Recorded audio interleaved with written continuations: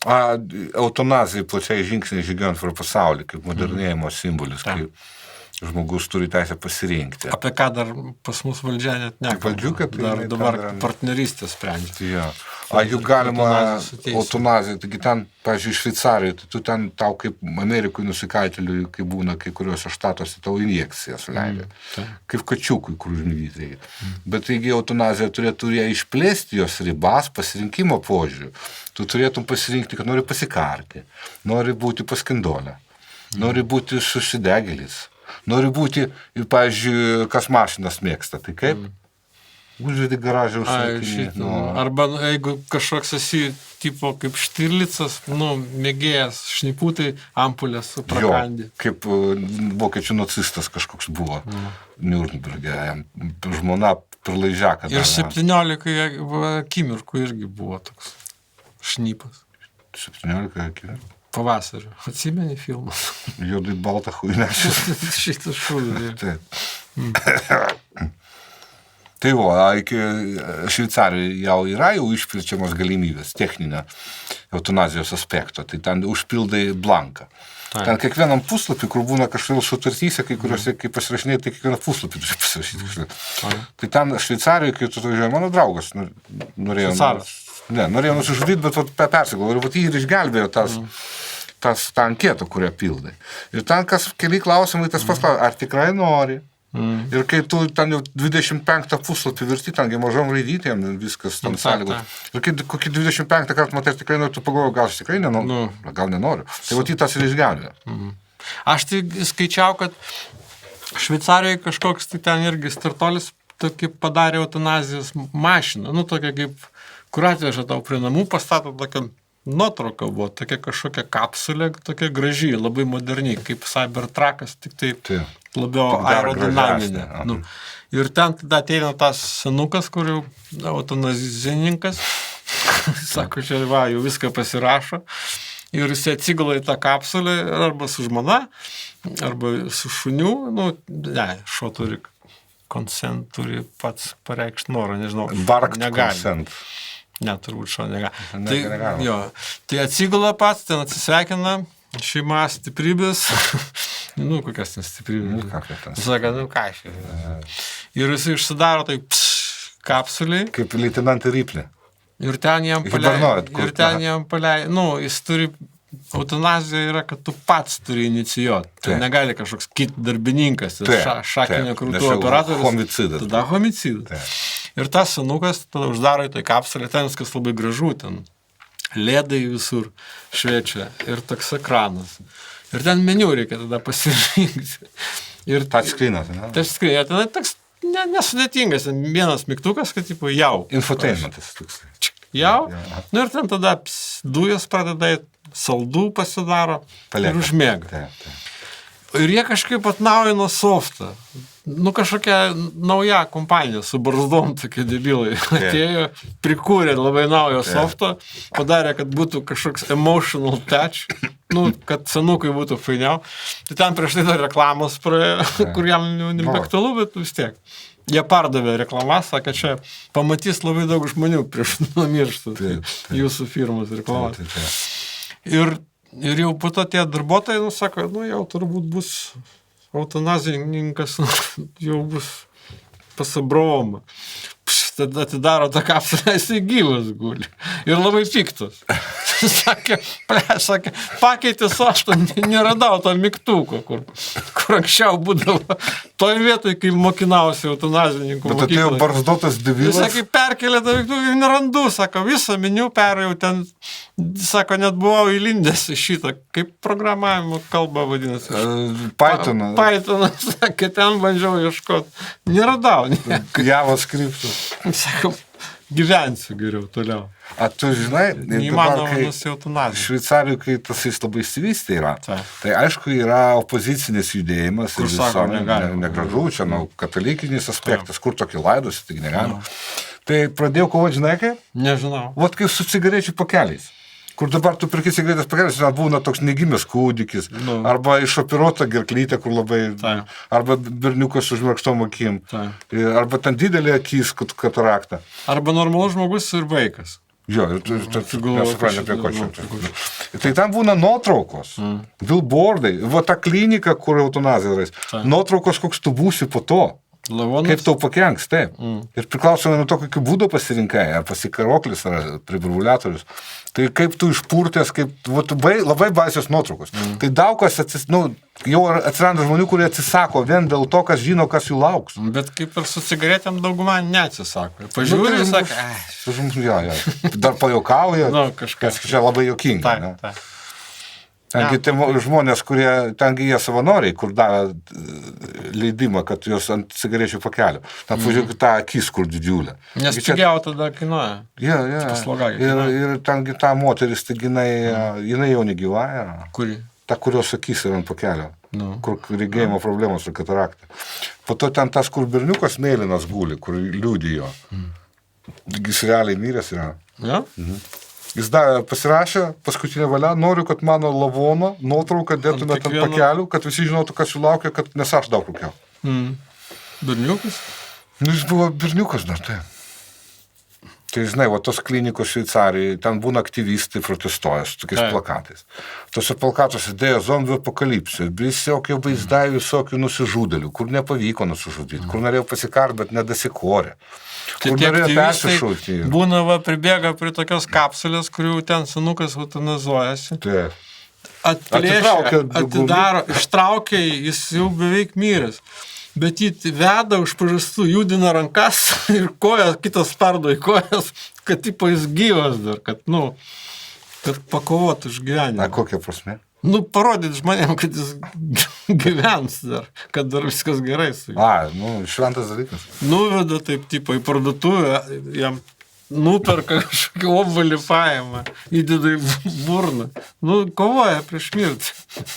Kodėl tai kiek? Ne, labai išradingas būdas. Taip. Labai efektingas. Ir filmuoja viską ir deda į TikToką. A dabar Šveicarijoje jie tiek toli pažengė, kad jie dabar eutanaziją gali ir nepilnametis pasidaryti. Jo, ir tengi būna, kur nelaimingi vaikai iš blogų šeimų. Ten, pavyzdžiui, 12-metės piplys, ką jis supranta apie gyvenimą. Bet jiems irgi leidžia. Aišku, turi būti tėvų sutikimas, tai tokių vaikų tėvai, aišku, sutinka, kad toks išsigimėlis, kad nereikia jo. Bet didelis susipriešinimas visuomenės. Arba, pavyzdžiui, yra valstybių, kur eutanazija leidžiama vyrui, nes laikoma, kad vyras yra žmogus, yra mąstantis. A moterį, seksizmas. Ne tai, kad vėliau, iš vis niekada moteris. Bet ten, žinai, ne tik dėl to, kad moteris yra gyvybės simbolis, gyvybės pratęsėja, ten šitą, kur ant veido tau atsisėda išgėrusi. Ir taip toliau. Ir kad jinai negali būti gimdymo mašina, kad jinai būtų mirties simboliu tapti. Tai ten moterų, aišku, emancipacija, ten sufražizmas, tas... Kovoja. Toksai eutanazinis sufražizmas vadinasi. Kovoja moteris, aš palaikau moteris. Moteris lygiai taip pat turi teisę išeiti šito... Balsuoti. Balsuoti nereikėtų moteriai. O tu išeiti iš šito pasaulio, tai aš nieko prieš. Balsavimo tai čia klaida buvo žmonijos, man atrodo. Moteris šis vairuoti. Valdžiukai, vairuoti. Arba vairuoti, duoda vairuoti, kiek avarijų išaugo. Matėjai, kaip krito avarijos, to vėl išaugo. Jo, čia moterų.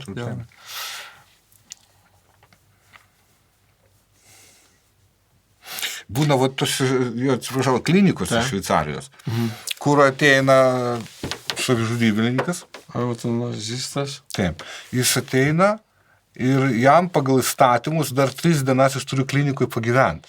Nes gal jis pakeis savo požiūrį. Ir be to, jeigu padaro tokį atsisveikinimą su giminė, visi atvažiuoja pašnekėti su baba, ten ranką palaikyti, sako, teisingai darai, kad nusprendai, kam čia kankintis. Jo. Ir tada jos jau išvaro ir 3 dienas tas savižudybininkas turi prabūti, kad pakeist, galbūt patolis. Ir jam arba jai rodo visokius filmus apie savižudybės amoralumą. Nori atkalbėti. Ir, pavyzdžiui, pagrindinis, kas įdomu, kas mums kaip lietuvaičiams brangu yra, pagrindinė kino juosta, kurią rodo tiems, kurie nori nusižudyti, žinai kokia? Lietuvaičių niekas nenorėjo mirti. Ir jie tada pakeičia nuomonę. Jie nesupranta apie ką, nes lietuviškai subtitruota su klaidom, nes dirbtinis intelektas šveicarų, kad nemoka lietuviškai. Bet pavadinimas niekas nenorėjo mirti. Ir tas juodai baltas filmas, tie mūsų ten Banionis, ten tie visi kiti. Ir žmogus žiūri, koks nors turtingas seniai iš Šveicarijos, ar ten iš Amerikos. Žiūri ir galvoja, gal nereikia. Ir filmo pavadinimas, čia gal man kažkokią žinią siunčia. Ir persigalvoja, buvo tokių ar ne? Būna tokių. Ir statistika, dėl ko persigalvoja, labai daug deda varnelę dėl šito lietuviško filmo. Po to apklausą kažkokią. Būna atvirkščiai. Žmogus jau 3 dieną tarsi nori, jau persigalvoja, bet praėjo 3 paros lygiai, jau 59 sekundė, bum, ir sako, ne, aš nenoriu. Viskas. Nespėja. Pasirašė kontraktą, 3 paros praėjo, dabar jau nieko nedarys. Nukerta gal. Ne, jis pats turi. Bet jį tada jau ten jam suleidžia kažkokiu tai preparatų. Ir to žmogus, kuris jau pakeitė savo nuomonę. Negali suleisti, turi pats savo susileisti. Net jam suleidžia nemirtinų, jam suleidžia, kad jis pats savo susileistų jau tą mirtiną. Kad diliuzinį straftų, tą družovę padaro. Iš jų tada paspaudžia tą. Gaiduką. Ta kapsulė, kur infotainmentų, ten, kur pataikyti sunku, nes brazdoti debilai. Tai čia jeigu elektroninė mirtis, būna mechaninė irgi. Tai jeigu pasikarti nori ten. Tai taip. Ir labai daug tokių yra kazusų teisinių, ką daryti, jau 3 paros lygiai praėjo, sekundė į sekundę, žmogus lygiai pakeitė nuomonę. Šveicarijos įstatymai, jie labai laikosi įstatymai. Parašas yra. 3 paros praėjo, jūs ko jūs norite iš mūsų. Bet jūs beširi, žmogus pakeitė, jūs gal nežiūrėkite tai formaliai, jūs pažiūrėkite, žmogus gyvent nori. Jie sako, mes bankų, laikrodžių, peiliukų ir eutanazijos šalis. Taip. Viskas. Taškas. Sako, jeigu norit, kad mes pakeistume, mes turim daryti referendumą, nes mes dar ir referendumų šalis. Taip. Ir tada, jos palieka ramybę, sunku, dar nėra laimėtos bylos prieš Šveicariją. Niekada, ir šiaip ten neužpulsi. Jo, jie. Ten kiek prisikasę slėptų tunelių. Bepračiai.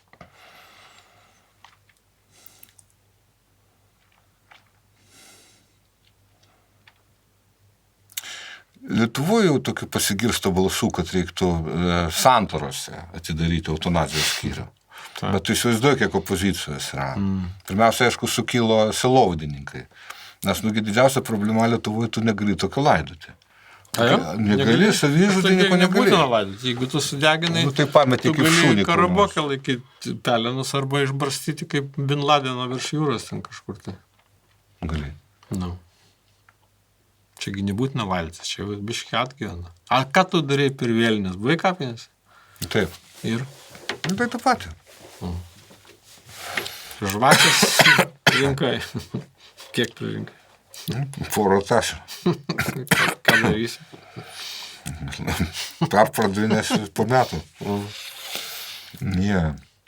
Tai santariškis yra toks maldos kambarys. Mačiau. Tai ten mėgsti užsukti. Aš ten kaip sirgau, ateidavau su kompu pažaisti. Tai iš to kambario noriu padaryti eutanazinę kamerą. Ne kamerą. Salę. Salę, taip, salytę. Bet iš karto opozicija, Socialdemokratų darbo partija priešinasi. Tai ir profsąjungos, gydytojai irgi, chirurgas jau ten nusiplauna rankas. Ateina pasimelsti. Viską ten padaro, ruošiasi ir sako, tai kur pacientas? Jis sako, jis užšopo. Pasitraukė. Pasitraukė. O mano studentai, rezidentai. Žmonės važiavę jo. Kur? Ką dabar operuosim? Kur, kaip mokslas vystysis, jeigu aš įgūdžių neturėsiu chirurgų? Kur mano, pirštinę nusijima, supykęs, sėda į savo volį. Ne, iš pradžių į savo kabinetą, skyriaus viršį. Užsirakina, ištraukia iš stačiaus viskį, revolverį, parūko, revolverį, pohui padeda, bet prisigeria ryte tik išeina iš darbo. Taip. Čia ne jokas. Amerikoje iniciatyva dabar kyla, jie irgi nori kopijuoti Šveicariją. Ir pas jos eutanaziniai metodų parinktyje, šalia pakarioklizmo, šalia priburbulionės, yra kas? Jos didenybė elektros kėdė. Taip. Tai vat jau kai kuriuose valstijose yra legalizuota, kad eutanazijos namai, tik Amerikoje kitai vadinasi. Kažkaip ten išėjimo į kitą magą, kažkaip ten magnificent kažkaip going away kažkas. Taip. Na, tai ir tenai... Kingdom Come. Kingdom Come.